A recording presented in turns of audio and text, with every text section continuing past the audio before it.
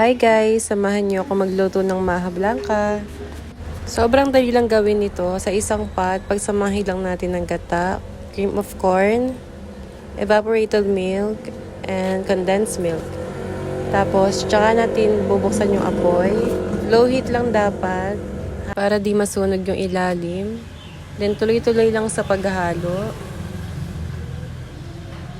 Sa part na to, kumukulo na siya, pwede na nating isunod tong cornstarch na tinunaw sa tubig. Then, dire-diretso lang sa paghalo hanggang sa lumapot na yung mixture natin. Ayan, sa part na to, malapit na siyang maluto. Diretso lang natin ang halo for 3 minutes. Ayan. Pag ganito na yung itsura niya, pwede na nating i-off yung apoy. Sa part na to, pwede na nating i-transfer ng lagayan. Then, ayusin natin na parang ganyan.